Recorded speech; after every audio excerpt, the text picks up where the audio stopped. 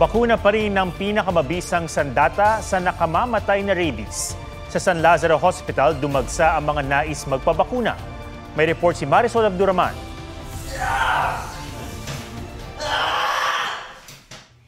Isang marahil ang rabies sa pinakamasahol na paraan ng pagkamatay. Ang pagdurusa ng pasyente nito, dala rin sa alaala ng mga mahal sa buhay. Matapos ang magkasunod na ulat ng mga ginupo ng rabies kamakailan, dumagsa sa San Lazaro Hospital sa Maynila ang mga nais magpabakuna kontra rabies. Gaya ng 6 na taong gulang na batang nakalmot ng alagang pusa sa gilagid at batang edad 11 na nakagat ng alagang aso sa kamay.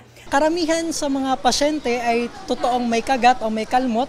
Nitong mga nakaripas na 2 linggo, meron din kaming porsyento ng mga pasyente na dahil sa napanood nila, naalala na lang nila na nakagat sila. Ngayong taon, may 15 ng kaso ng rabies sa San Lazaro, habang sa buong bansa, 124 ang naitala ng DOH as of May 17. Nervous system ng tao ang inaatake ng rabies virus. Kapag umabot na ito sa utak, lalabas ang mga sintomas tulad ng lagnat, pananakit ng ulo at panghihina.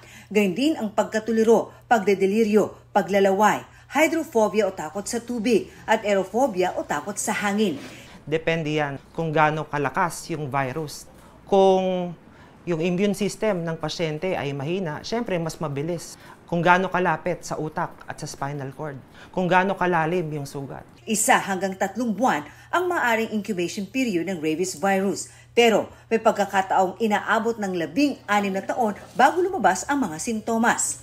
Once na meron ng simptomas yung mga pasyente, wala nang kahit na anong bakuna o kahit na anong gamot na epekto. Sigurado ang kamatayan. Payo ng mga eksperto, kung makagat, makalmot o madilaan ng hayop, agad magpabakuna at tiyaking makukumpleto ito. Dapat din pabakunahan ang alagang aso o pusa. Mahalaga rin ang responsible pet ownership nang mabawasan ang mga aso at pusang napapabayaan sa kalsada at hindi bakunado. May mahigit 13 milyong stray dogs and cats sa buong bansa, batay sa datos na lumabas sa pagdinig ng Senado noong 1 taon. Marisol Abduraman, nagbabalita para sa GMA Integrated News. Huwag magpahuli sa mga balitang dapat niyong malaman.